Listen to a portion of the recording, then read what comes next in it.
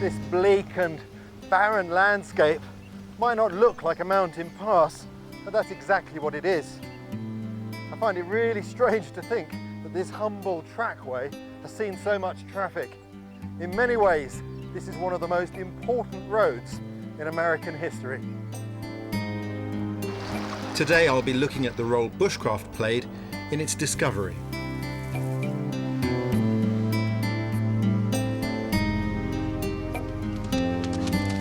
It's been a pleasure. Yeah.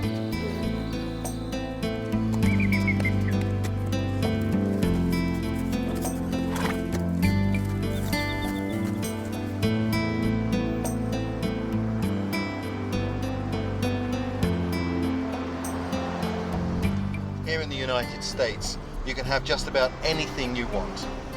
Even in a small town like this, every possible convenience is on offer. What's more, you can have nearly all of it without having to leave your car.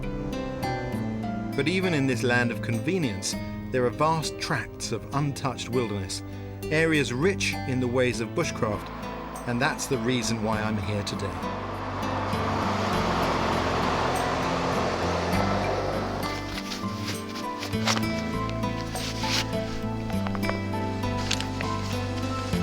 Heading into an area where no motors are allowed. The only way you can get in there is on foot. Either your own, or even better still, those of a trusty companion.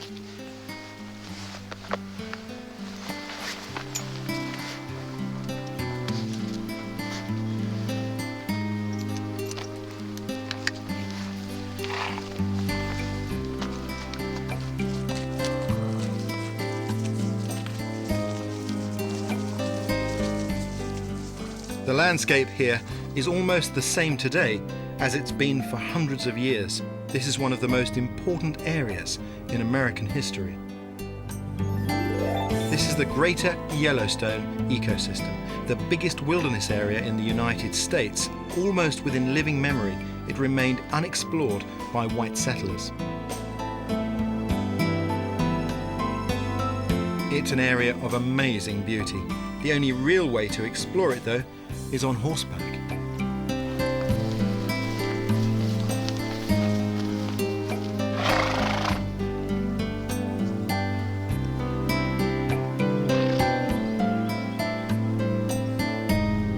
I'm following in the footsteps of one of the heroes of bushcraft. His name was Jim Bridger, and he was instrumental in shaping America as it is today.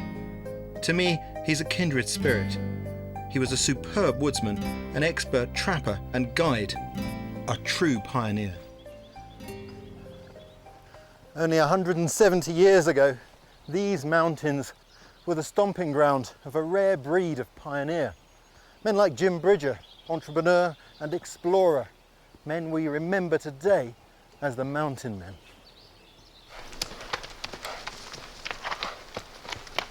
Bridger and the mountain men came to this area in the 1800s, looking to make their fortunes.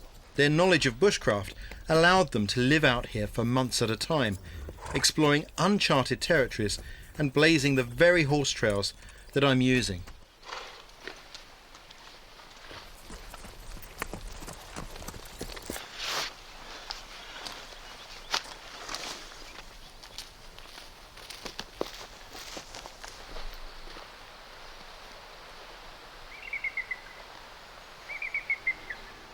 That skyline there, that's the Continental Divide.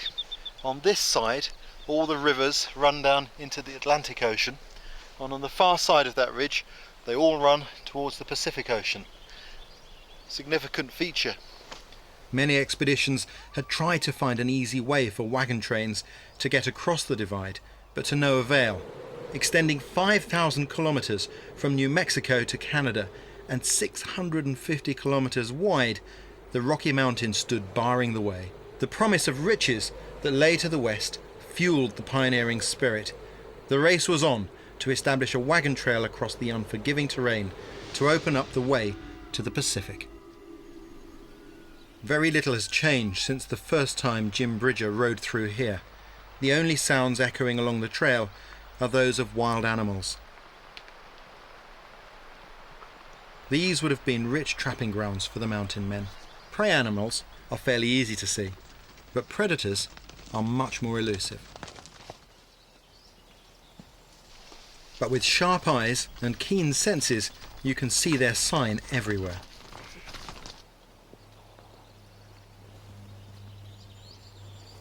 This is exactly the sort of thing I was talking about. You can see there where the tree has been barked by a grizzly bear. He's come along, stripped it off and eaten the cambium underneath. A classic sign that grizzlies are in this area. Come on in, walk on.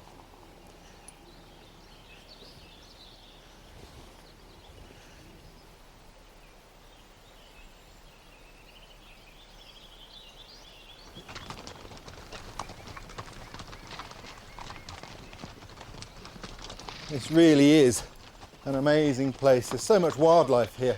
And travelling by horse, well, it's a fantastic way to see it. And you can really feel what it would have been like for the mountain men.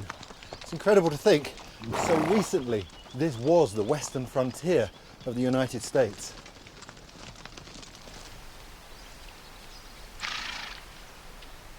Without horses, most expeditions through this area would have been doomed. It's the only way to carry all your equipment across this rugged environment. Whoa, well done, Slim. Come on. Travelling by horse is a fantastic way to get into the mountains. Not only haven't I had the weight of my gear on my back, but neither have I had my weight on my own feet. But of course, this is a partnership, and Slim here has done his part, and so I've got to do mine. The horse always comes first at the end of the day. Well done.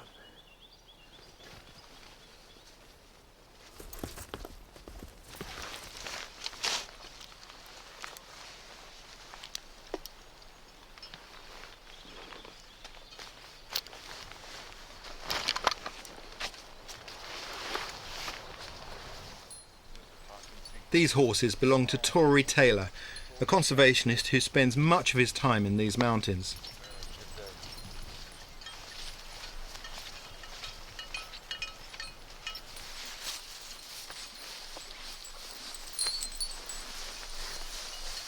Hobbles are designed to keep the horses close to camp.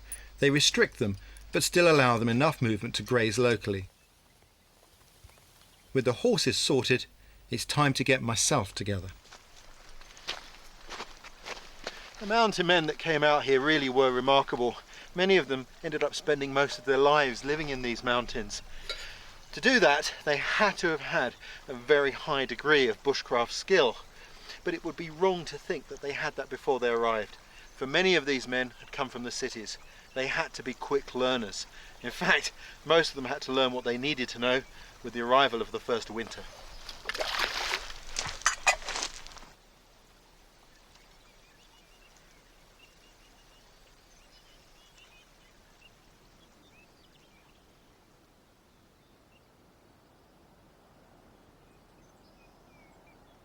One of the great things about bushcraft is that you learn that even in the most spectacular landscapes, beauty is often found in the smallest details. There's more sign of bear here, and I'll just show you this wonderful footprint. This is the track of a grizzly bear. You can see how big that is compared to my hand. The size alone kind of gives it away. And the things to look for are, we've got 5 toes, and this is a rear foot. You can tell that because these marks made by the claws are only a little way in front of the toe pad. The grizzly has longer front claws which he uses to break open rotten logs and to dig for food. He's looking for insects, things like this. There are also human footprints here which are quite fresh, but the bear is on top of the human footprints, so it's come along afterwards. It's great to be out in such a pristine wilderness. In places like this, I like to camp out close to nature, just under a lightweight tarp. It protects me from the rain, and there's plenty of space to spread out underneath.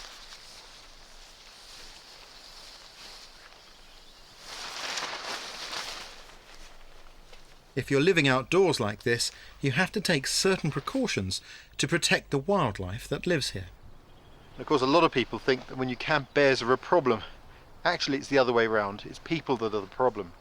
If the camps run badly and food scraps are left around, bears come in and become habituated. They get used to taking scraps or even gifts of food from people. And when bears and people come into close proximity, obviously at some point there's going to be a problem. Usually it's the bear that ends up the one being hurt. Fortunately at this campsite I'm lucky because I can use this bear box to store my food, and you can see it's built like Fort Knox. It's actually a regulation that your food must be secured away from bears, either in a box like this or suspended from a tree. You won't always have access to a bear box, but there's a fairly easy way to store your food if not. Bushcraft is all about being adaptable. I learnt this technique of throwing a rope into a tree from a tree surgeon, and it works perfectly for this purpose. The most important thing to remember though is to seal your food in airtight bags to conceal its scent before you suspend the bags in the tree. If the bears can't smell your food, the chances are they'll steer clear of your camp. Well, that's me done. I've just got one last job to do, and that's to light a fire. I only need a small fire just to make brews and to keep me warm, and I'm going to set that up underneath the tarp. If I protect the fire from the rain, it uses less fuel, and less fuel means less work.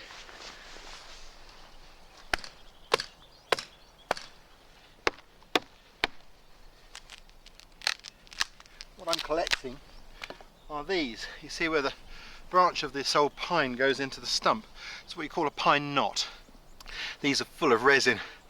When you sniff them you can smell it. If you put those on the fire they burn brightly and give you a good blaze. These are exactly the sort of skills that Jim Bridger would have had to use.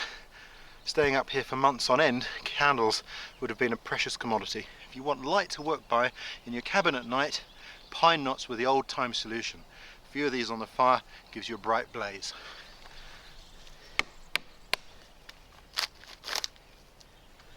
And now, as the sun's going down, it's the perfect time to use them. They'll give me a lot of light here. Also, they're very slow burning. And they're very reliable fuel, particularly if it's been raining. The spluttering flames on the pine knots is a really comforting sight. They're a fascinating thing. The last time I came across anybody else using pine knots was in Canada. I was travelling down a river, and at the campsites, when I got to each campsite, I found pine knots that had been collected and left by the fireplace. Now this isn't something you see every day. This piece of bushcraft is one of those bits that are being forgotten, and I was intrigued by this. Never did catch up with the people who left those pine knots there, but it was interesting. There was a bond there between people who knew a similar resource. But at the end of my journey I made a few inquiries to find out who else had been down the river recently, and it turns out that it was a group of Indians, native Canadians, who'd gone down the river to teach youngsters how to live in the bush, and one of them was using this skill. Bridger lived out here for months at a time. Apparently he hated going to town. He found the beds too soft, and if he had to stay in a hotel he'd sleep on the floor instead. This is just how he must have felt. Out in the wilds, not knowing what tomorrow might bring. In mountain meadows, mornings are beautifully still and quiet. But not today. 200 meters from my camp, there are dark shapes moving. This is a pack of wolves known as the Washakie Pack. Although this has been part of their territory for 8 years, this is the first time that Tori has ever seen them.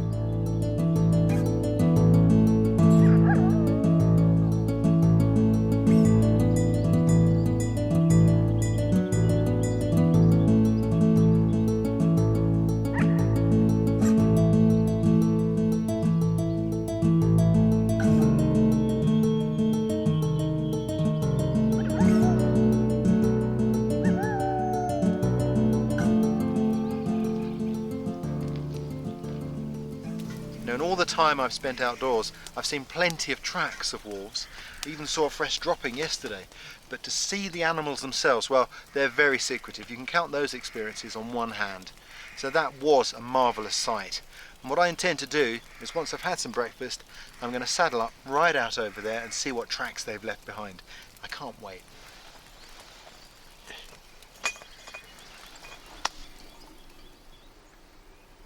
Tracking on horseback provides a unique vantage point.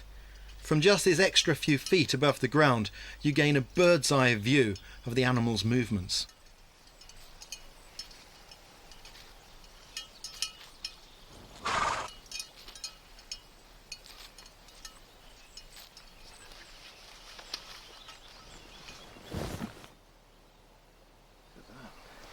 I can see where they drag bits over that way as well. Yeah. Some more bone back there. It's coming this way. There's the rear pad. So they must have made the kill somewhere near here. There's a lot of disturbance here. Tori, how many wolves are there in this area? We saw 6 this morning, and I think the pack is not much larger than that. There's been a few killed by control actions the last few weeks. At least 4 have died by the actions of the government. So how do you feel about that? To kill the wolf just because he's doing what he does naturally by feeding on different things, in this case a calf elk, but in that case down there a domestic cow, I don't necessarily agree with that. To bring them back into the greater Yellowstone ecosystem, as we have done here, is a tremendous success story, and it is going to take give and take on everyone's part. But 4 wolves for the price of 1 cow, this seems a little excessive to me. Yeah, I think I'd agree with you.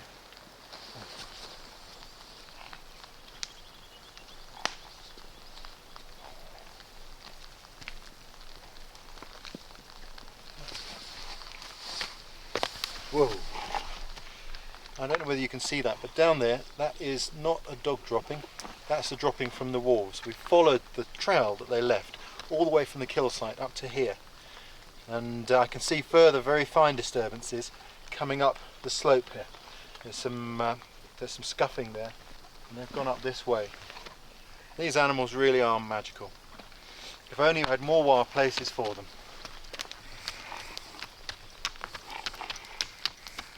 I can't believe how lucky we've been to see these wolves. To me, the wolf is the ultimate symbol of the wild. To see them prospering in their habitat gives me real hope.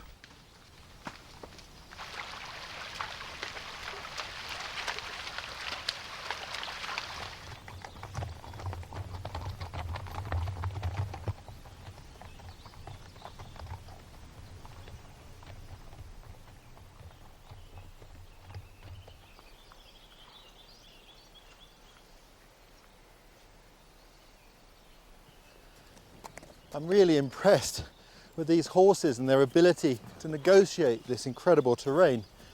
But I can't imagine how difficult it would be to bring a horse and cart through here. The real secret to finding a way through these mountains lay with the native inhabitants. Jim Bridger's close ties with the many Indian tribes who lived across this land were crucial when it came to pioneering a road to the west. From their unsurpassed knowledge of bushcraft, he learned the techniques that he needed to overcome the many obstacles in his way.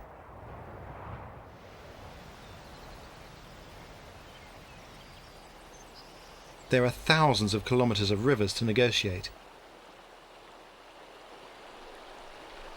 The local way to travel down rivers or across them was using something called a bull boat, which is the North American equivalent of a coracle.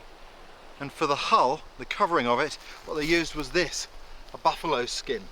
Fresh buffalo hide like that. And that's what I'm going to do. I'm going to make a bull boat and see how they are in the water. First job is to lay this out and gauge the size of the boat.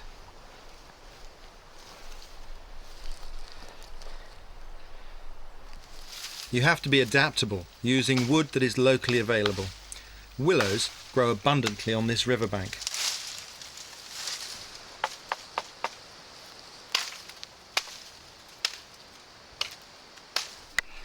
These stakes mark out how big the frame will be. I can move this hide out of the way now. Put that in the shade somewhere. And now I can start to construct the boat itself.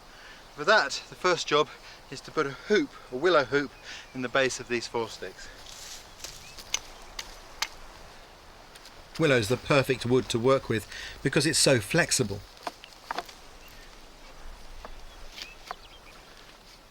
The frame of the coracle can be lashed together with all sorts of materials, but I'm going to use this, which is rawhide lacing, and this has been made moist so it's flexible.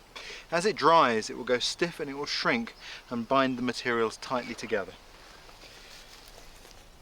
Rawhide is just animal skin that's been cleaned and stripped of its hair. Many Indian tribes relied heavily on the buffalo for their livelihood, using every single part of the animal.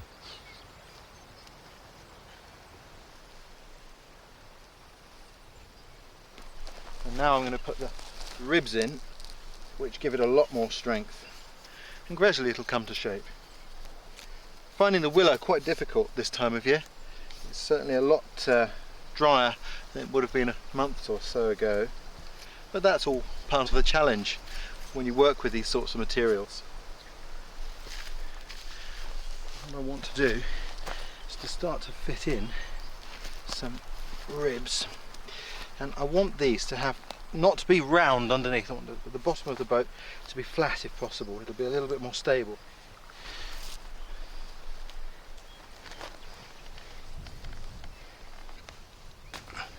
The number of ribs will vary according to the boat, and that's not looking too bad at the moment, so I think I'm going to put a few cross ribs now, long ones, in and see where that takes us.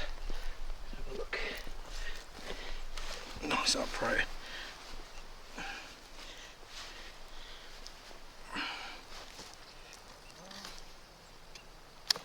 I took the hoop out because it's easier to bend the willows without it there, but I have to put it back to make the structure sturdy.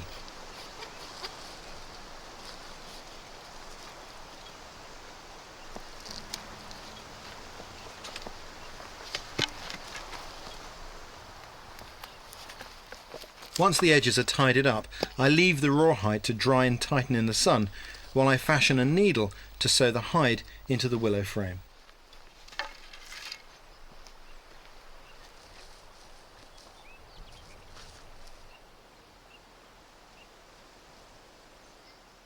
As long as you've got sharp tools with you, it's simple to make everything you need from the available materials.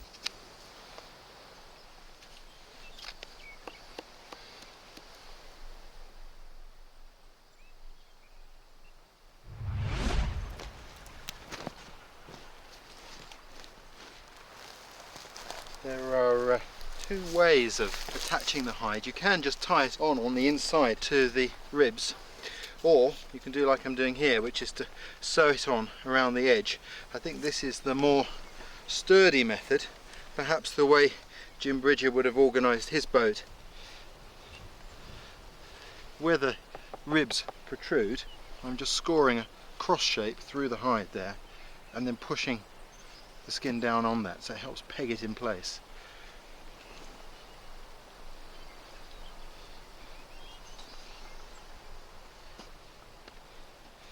This is the tail, and the tails were left on so that when several boats are in use, these could be used to tie them together.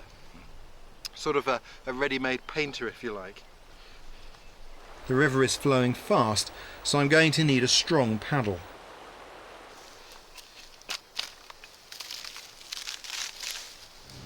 I'm hoping this piece of wood will make a paddle. Depends whether I can split it or not. But I didn't fell it. Beavers felled this. You can see their teeth marks where they've taken it down.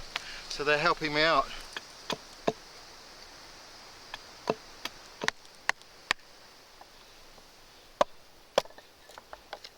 What I'm just making simple wedges. A bit of board here lying around. Ideal. The principle of bushcraft is that always make the tool that makes the job easier. Trying to do it without investing the time in making a tool is the hard way.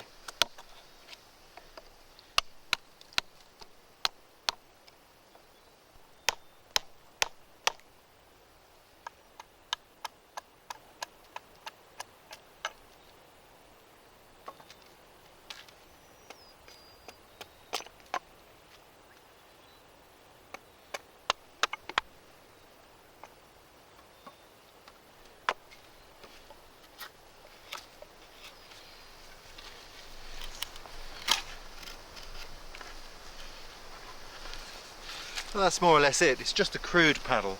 It's not a big plush one for paddling a canoe. But it's better to carve a paddle like this from a solid piece of wood than to do the opposite, which is to take a sapling and split it and put a board in and lash it in. This is much stronger and more stable. And the water I'm going to be moving the boat on, well, it's shifting, and I just like that little extra bit of security of a proper paddle. So, what, an hour to make it? It's nothing really, is it?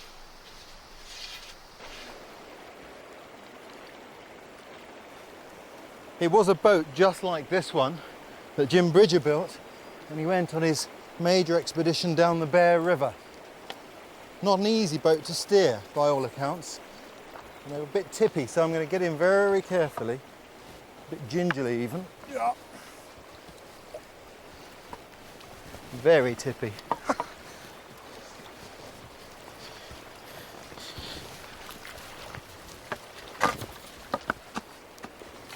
Whoa. Oh yeah, that's all right. It handles surprisingly well, quite responsive. It's a brilliant piece of ingenuity. Bridger was a man of action, not words. He built one of these to settle a bet about the course of the Bear River. With his boat complete, he hopped in and set off. Following the river through the mountains, he saw a huge lake. The story goes that his boat seemed more buoyant than before, so he tasted the water and found that it was salty. He was the first white man to discover Utah's Great Salt Lake. Actually, they're actually very manoeuvrable once you get the hang of it. It's just about sculling. Fantastic.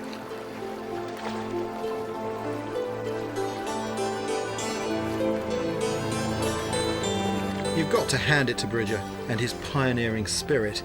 It must have taken some guts to set off in something as flimsy as this, never knowing what might be waiting for him round the next bend.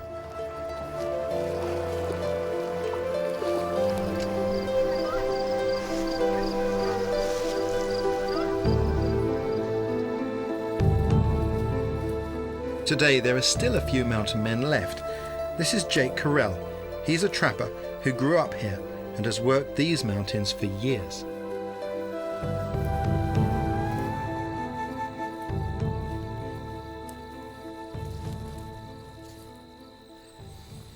And how long have you been trapping? 83 years. I 83 started when years. I was 7 and I'm now 90. I'm still at it. You don't look 90. Yeah, there's a lot of young guys can't keep up with me what I do, you know. I don't never chum around with people my age. I can't stand them. They slow me up too much.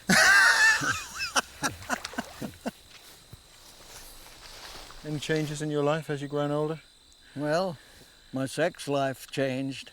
I can plow as deep as I ever could, but I can't make as many rounds.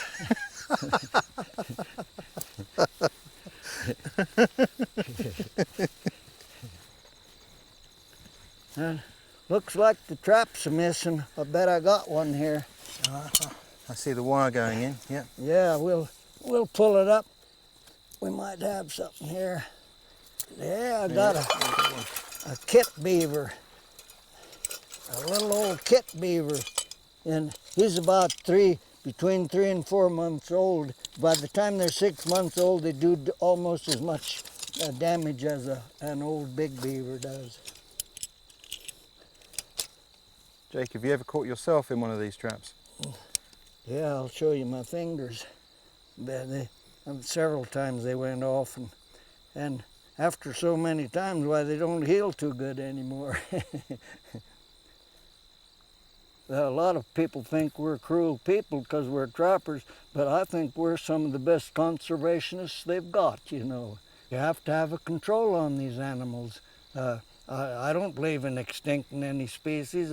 I do know that you have to have a control on them, because if you don't, boy, they'll take over, and then nobody can raise a crop or raise livestock, and different animals they're killers, you know. And the beaver they do a lot of damage. I leave the ones alone that aren't doing any damage, you know. We're off to skin the beaver. Jake makes a living the same way as Bridger would have done. And as you watch him, you can see that he's every bit the expert.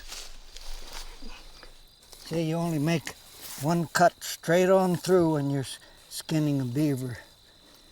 His craftsmanship is born out of years of practice. It's exactly this level of knowledge that the mountain men relied upon. It's good meat.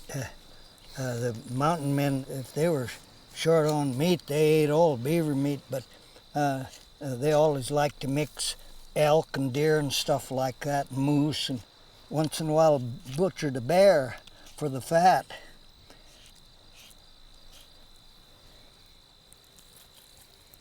Nice beaver. Watching Jake, it's hard to believe that he's actually 90 years old. I've just got a little ways to go here, and then I'll put it on a hoop, just like the mountain men did in the early days. The only difference, we use iron now and they used willows. Here.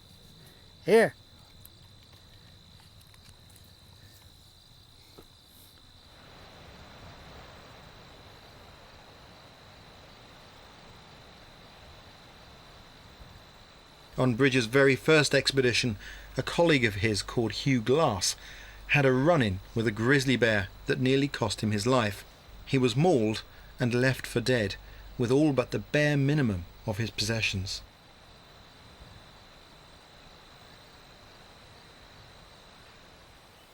Stranded alone in the wilderness and horribly injured, Hugh Glass worked miracles that became a legend. Finding his razor in his possibles bag, he used it to create sparks to get a fire going. Something like...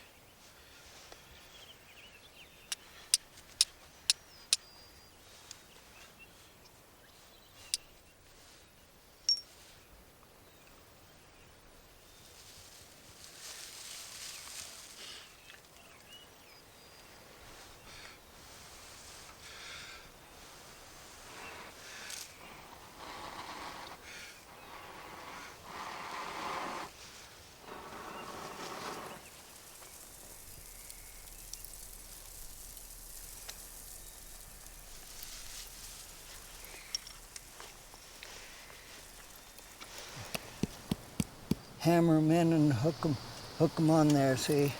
That's the way we hoop them.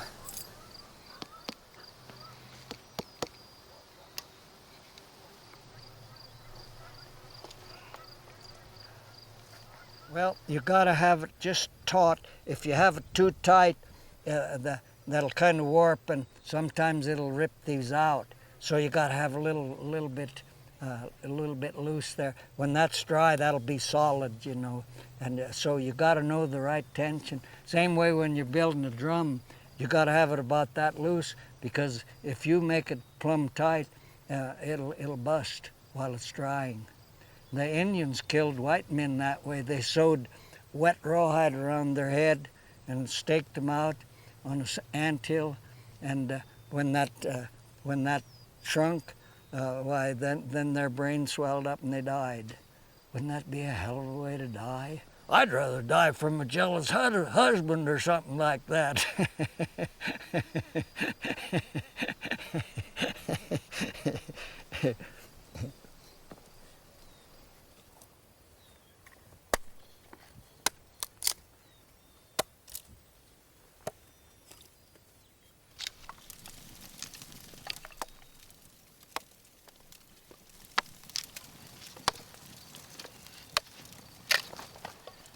That should get us going, shouldn't it?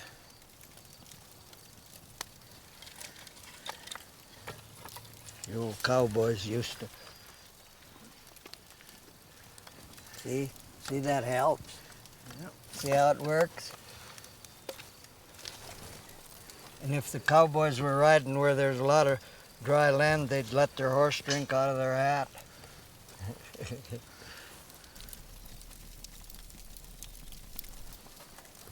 We'll just let that go for now.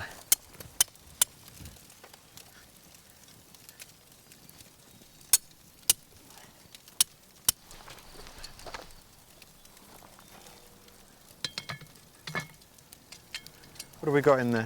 Peach cobbler and beaver stew. Oh, fantastic. Yeah, yeah.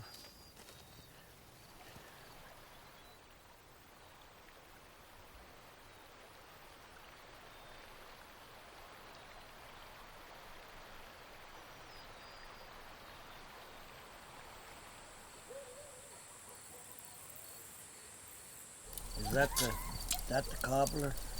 That's the stew. We don't want to burn it. Let's have a look. No, Oh, that's look at that. That's the stew.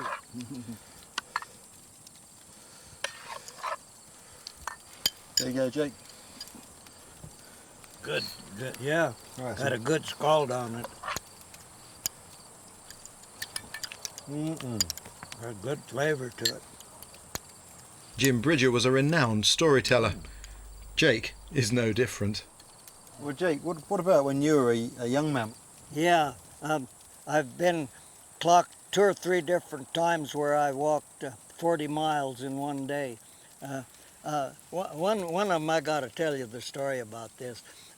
I got done early with my hunters, and John Bradford had a hunting camp up on Togety Pass, and there was quite a group of Mormons came in there, and they had a guy from a BYU football player. They was telling what a hell of a tough guy he was and how far he could walk. And John Bradford knew me real well, you know. He said, well, you guys can brag your man up all you want. He'll never outwalk that guy right there. He pointed to me, you know. And, oh, they said, you want to make a bet? And John said, yeah, what? How much you want to bet? And there were several $100 bet, you know. And so we left it. In the dark, we had a flashlight, and I walked over to Cottonwood Bench, which was 20 miles, and boy, it was right on my butt all the way. And coming out, we were about halfway out, and I looked over my shoulder, and I couldn't see him. So I walked back, and there he was sitting by a little stream, and had his shoes off, and he had blisters on his feet. And he said, you win. He said, you go on, I'll hobble on in. And you know, I dog trotted on out and saddled 2 horses and went back and got them, you know. so old John Bradford, he said, see, I told you guys, there wasn't nobody gonna outwalk Jake.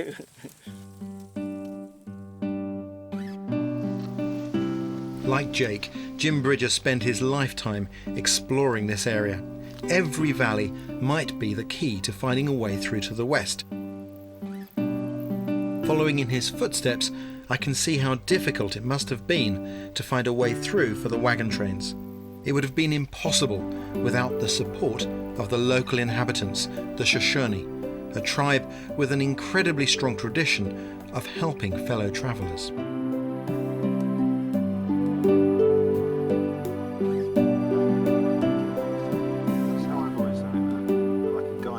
Leo, a leading member of the tribe, is making jerky from elk meat in the traditional way.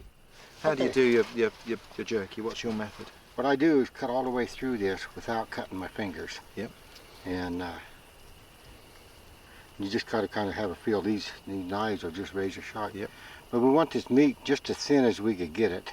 So you're starting to unroll it, aren't you? Yeah, we want it as big and as thin as we could get it. These bits here.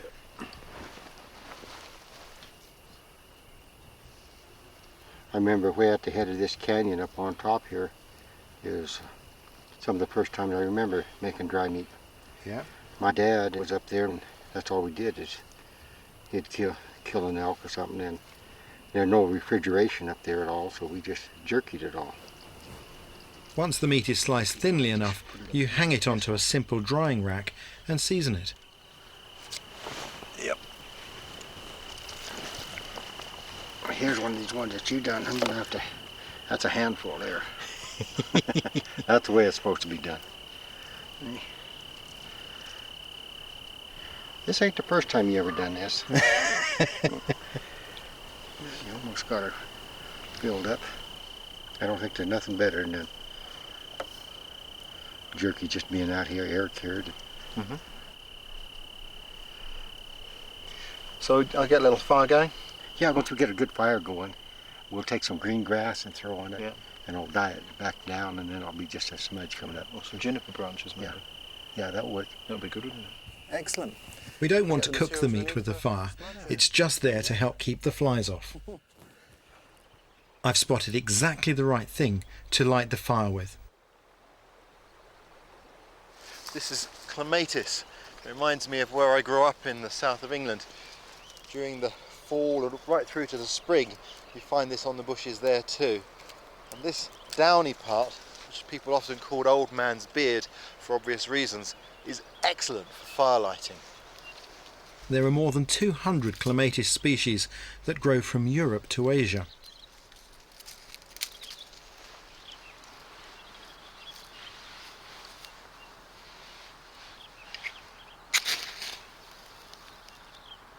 One of the great things about bushcraft is that skills you learn in your back garden can be used all over the world.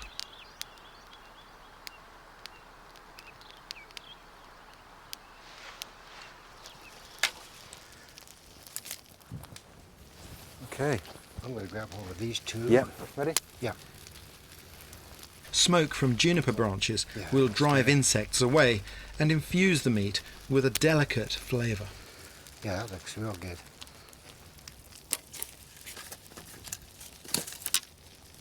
With the protein taken care of, I've asked Leo to show me how the Shoshone preserved vitamins through the winter months. We gathered up some of these choke cherries on our stuff here, and we're going to make some choke cherry patties. And what I'm going to do is just put a few of them in here. And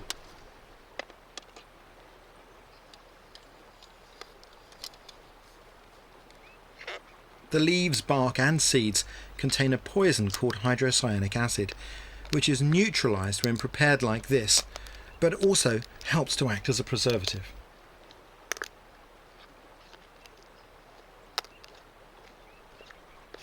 You have to put them out to dry, so I'm making the rack that we'll be needing.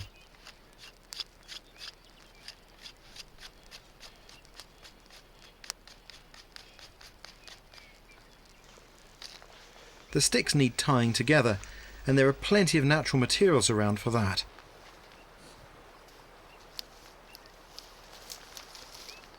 This stunningly red-coloured plant here is the red osier dogwood, and like all dogwoods you can do the little dogwood test, which is to break the leaf into two parts, and in the veins of the leaf there's a latex which holds them together like that. You can see they're not coming apart. It's quite a toxic plant. It's not one that we would normally eat, although native people did eat the berries. You can see they're white, and they are incredibly bitter. Certainly wouldn't want to eat many of those. More importantly though, it makes a very good withy for binding things together. It's incredibly flexible, and that's what I'm using it for.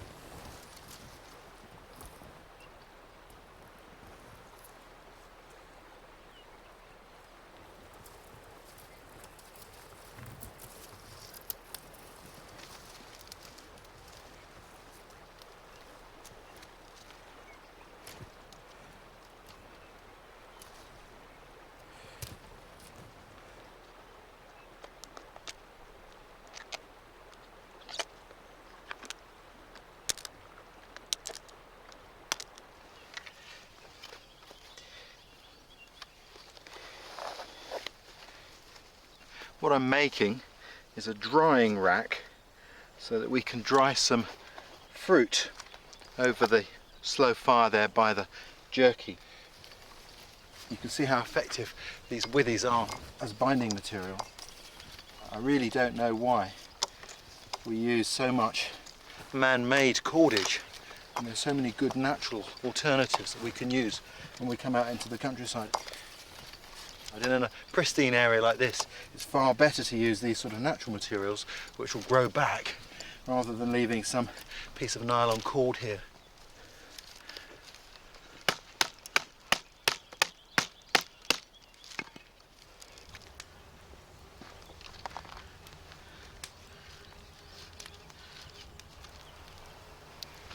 well, that's quite a rack you made there. It's doing a good job.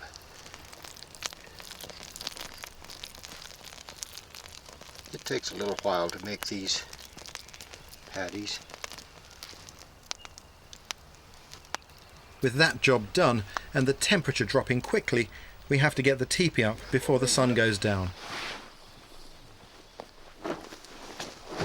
Teepees have been used for hundreds, if not thousands of years. These lightweight, movable shelters were perfect for migratory hunters. Yeah, The poles could be transported or cut on arrival at a new campsite. see, I was trying to get the door facing the Yeah, east. always east. Yeah, and then move yours back around. The door always faces east to greet every new dawn. See, we can go ahead and start with that one right there, Ray, if you wanted to. Leo still uses them whenever he's out in the backcountry. Somewhere there. A bit short though, isn't it? What I'll have you do now, Yep. I'll get a hold of this tent and take it and see if you can stick it in that little hole up in there. Yep. Anywhere. The pole. Yeah. Yep. Ready? Oh, no, I'll take this. Take the weight away from you. That hole there. Yeah, that'll work. Perfect. Okay, then we'll just go ahead and walk this on around to the front.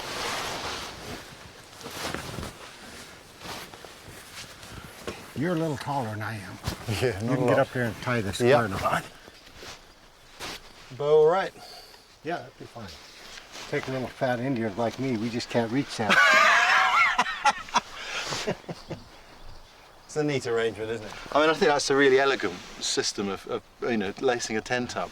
What I'm surprised is that nobody's used that method on other types of tents. I'll be darned. Because it's so simple and effective.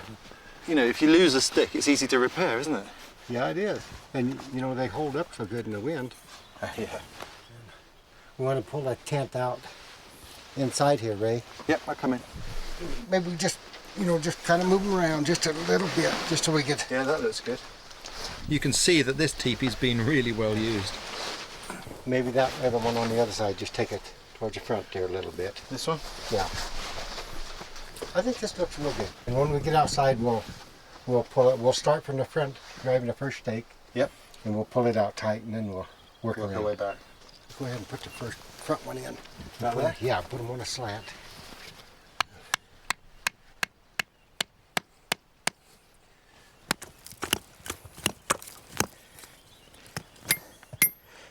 Of course, the original ones were made of skins, weren't they? Yeah, they were. And it still amazes me how they could have packed them around. Because, God, they had to have been heavy. I don't know how heavy that boat you built, but I bet it was pretty heavy, and that was just one hide. One, over just the one two. hide, yeah. The bull boat was really heavy, and it would have taken about 8 buffalo hides to make teepees this size.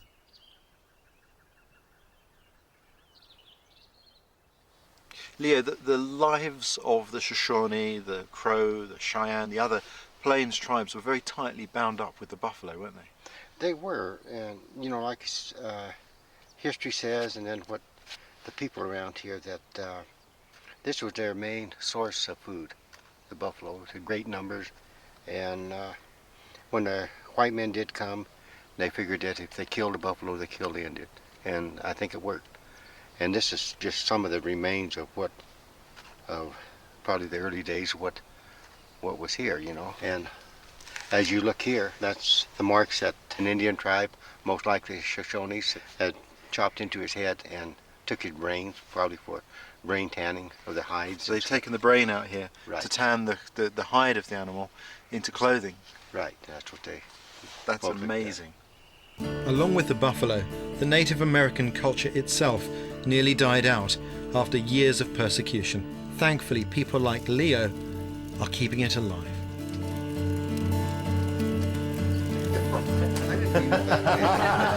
Jim Bridger spent many hours around the fire, forging close ties with the tribes in this region. He was fluent in many Indian languages, as well as Indian Sign Language. Together, they shared their knowledge of these mountains.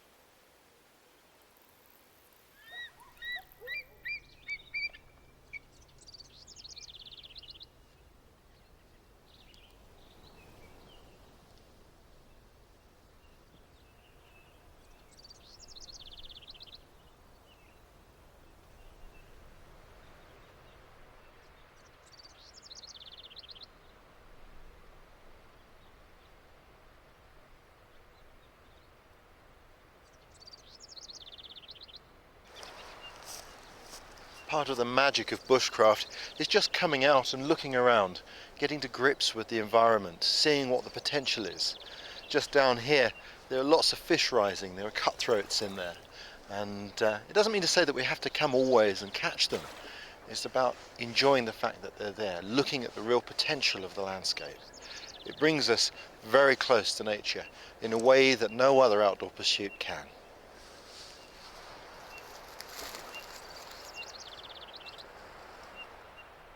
This is always the best time of day to explore an area.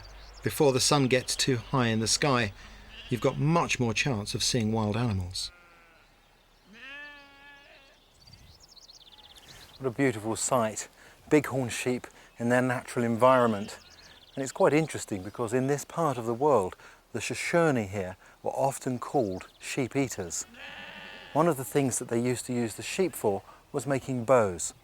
The males have massive horns that come right up and curl around, and they would cut out a tapering strip from each horn, which they could then straighten out, glue together, and back with sinews, with tendons, to make an incredibly powerful bow.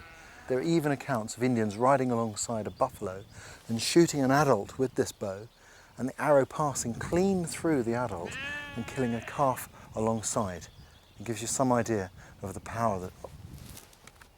The Shoshone that lived here had a very special relationship with their environment. They valued the resources that Mother Earth provided and tried always to take only what they needed from the land. Well, this jerky looks quite good now. It sure does. What do you think? Time to pack it away? Yeah, I think so. I think we can start. I'll tell you what, with that wind coming, it makes me think winter's nearly here, isn't it? I'm going to try a little bit of this jerky because it's looking really good. Oh, that's fantastic. And then when it gets a little bit drier, you know, we could put it up on your rack like you have here, and we'll build another fire, and we'll use maybe some aspen or different types of flavoring and flavor it a little bit. Well, I mean, this tastes better than anything you can buy. There's beautiful flavour of the smoke there. I mean, that's great. It is. Oh, it tastes so good. I wished I put a little bit more salt on it. Oh, I don't know. I like it. That's excellent. Really nice. And how long would they keep that for then? Oh, this would, they would keep this all winter long. Fantastic. Just have to force it down in these. What's that bag made out of then? This is made out of elk feet. That's beautiful. I wished we had a chance to bring one up. We could have made one for you. That would have been nice to see. Maybe in the next time. Another time, Leo. Another time, yeah. I'm back on Jim Bridger's trail. Not long ago, he would have relied upon the hospitality of the Shoshone to find a path through these mountains. It's ironic that opening these paths to the wagon trains nearly brought about the demise of the very people who had shown the way. Over 65 million bison or buffalo once roamed this country. A massive extermination of the species was launched in order to destroy the native peoples who depended upon them. By 1900, only a handful of wild buffalo remained. Fortunately, not all the bison in America were killed in the great culls. There are still herds to be seen today. But sadly, we can only wonder at the sight of a herd so big you could ride all day on a fast horse and never get to the head of it.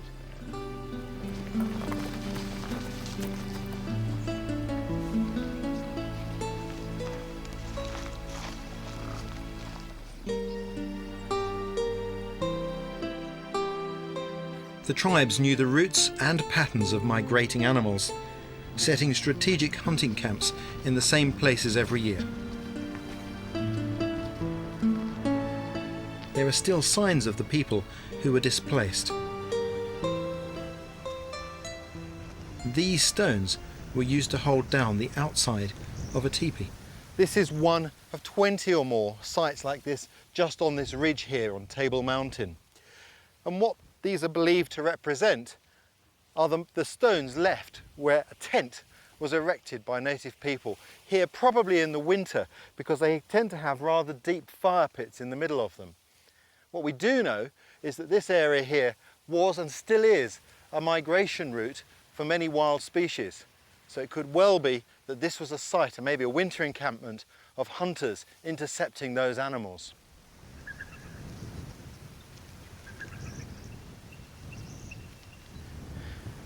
There are other more mysterious signs. This ring of stones here, in one expert's opinion, would once have been a stone wall that stood maybe this high in a circle.